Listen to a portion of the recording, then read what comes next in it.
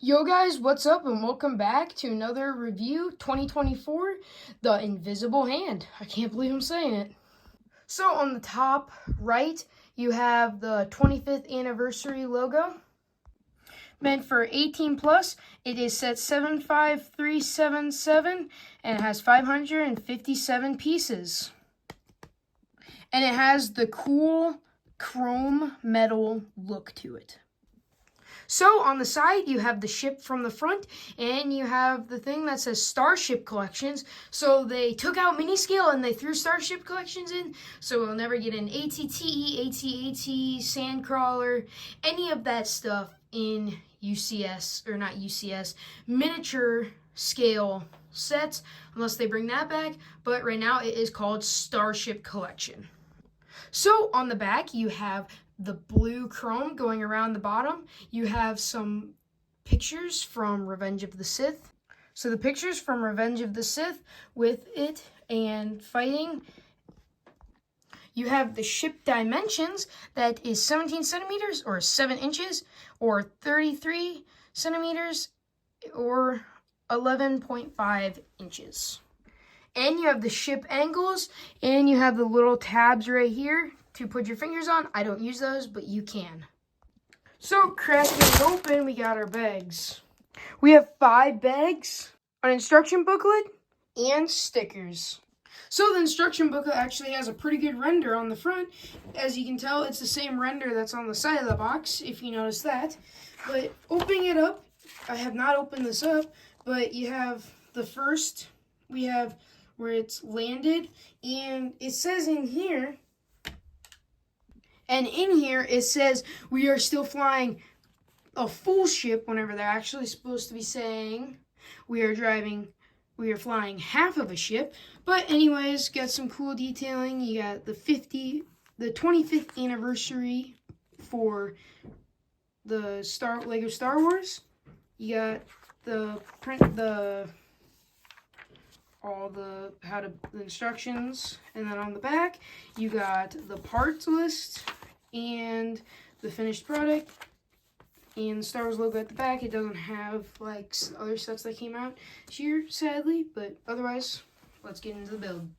And in the instruction booklets, you can tell that it points out some of the things like Anakin's Jedi Starfighter and Obi-Wan's. And I thought this whenever I was watching M&R's review, but it looks really cool. And then an MTT, multi-troop transport, as you can see right there. And it's cool that it's like R2-D2, and it shows it. Like last year on the Executor, they had some bounty hunters in that. I haven't got it yet, but I've seen reviews, and they show like they don't have like a thing telling you about them, but this one does, and I think that's really cool, and it looks really nice in the set. On bag 3, you start on the second half of the ship. So now we've gotten this set built, let's get into looking at it. So if we start with the stand, you can see it is nice and black, so you can see my reflection like all the other black, and it's nice and shiny. I like to keep my blacks like that, otherwise they get smudged in that. But you got this nice plaque that says Lego Star Wars Invisible Hand. I'm so excited about this. Finally have a set to put next to my Venator. Besides the Playscale Venator that I might get sometime. But there's this little grill piece. And you can see there's a little grill piece over here. Well, if you don't want this 25 years, unlike the Executor, you can just pop that off, put it over there, you can have a nice clean thing. Or you can pop it off and you can General Grievous there. Or I have a good idea what Lego could have done. You know how cool that would look? And then, like, if you want to, you can just put both grills like that, and you basically just, if you don't want the minifigures on there, but you know how cool that would look? Look how cool that looks with, like, the Darth or General Grievous. You could also get Darth or Count Dooku or Darth I can't pronounce it right.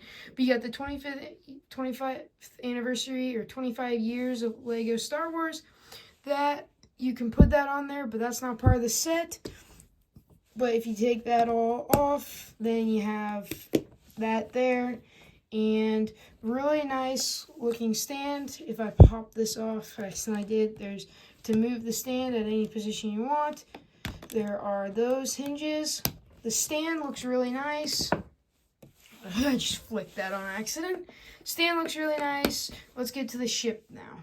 So starting at the front of the ship, it's a little too flat. It's more like they should have like put a piece like that or something, but it should have been like longer. This should have been like longer.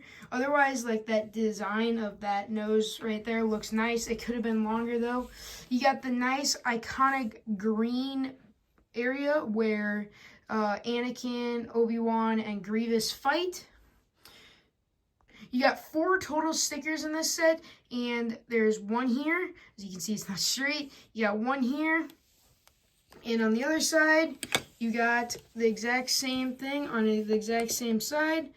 But if you look at that, you can see the blue, gray, and that yellow looking, the yellowish looking color on there. You can see the lights right there. As you can see, the lights on there, that the yellow lights, and they are on both sides. On this bay area, you can barely see the starfighters and the MTT in there, like I said in the video. And then this is ground. This is ground communications, I think it's exactly called. That's what that is. Really cool detailing on like the spine of the ship. Going back to this area, this is where Chancellor Palpatine got captured, I think. And there's something about it. It's like, I don't know, it looks not that bad, but it's like it's forward. But like, you know, it does look forward, but like one stud that way, and if you move it the same amount, it should be the same. But otherwise, I don't know. Looks really cool. If you move back, you have the same blade piece that's on the front of it, and you got the engines in the back. There are 3 engines in the back, very nicely made. I think they look really cool. There are no like flaps or whatever to like the flaps to slow it down, and I think this is also cool. So if you take the ship off of the stand and you just move the stand off to the side, you have this ship and you can pull it apart. It's a little nice snug in there, but you can pull it apart like it does in the movie, and you're only flying half a ship or part of the ship. Well, the instructions got that wrong, like I showed. It says it's flying a whole ship. Does not sound as cool as half a ship, because if you are flying a half of a ship, that sounds badass, dude. Well, if you modify this, so you have this like breaking off like that, and you can have this like going down to the surface, you know, like pointing down. So if you modify that like to look like that, that would look sick, but they do not have anything for that. If you look at the bottom, it looks very plated, except for back here, you got studs. And you got this design here that is on the actual ship. To put it on the stand, you basically just have these 4x4 studs, and you put it right at the end there, and that holds it up. I keep knocking that off on accident, but I think that looks really, really cool and very sleek design. Overall, I think this is a really nice set. So put your comments down below on what you think about this set. I think I'm going to give this I don't even know how to rate this. This is an amazing set. It's the first invisible hand that we've ever gotten, and it is actually amazing that we got it for a 25th anniversary set. But I'm very happy to get it, to put it next to the Venator. So don't forget to like and subscribe. Put your comments down below what you think about this set, and stay tuned for more stop motions and reviews.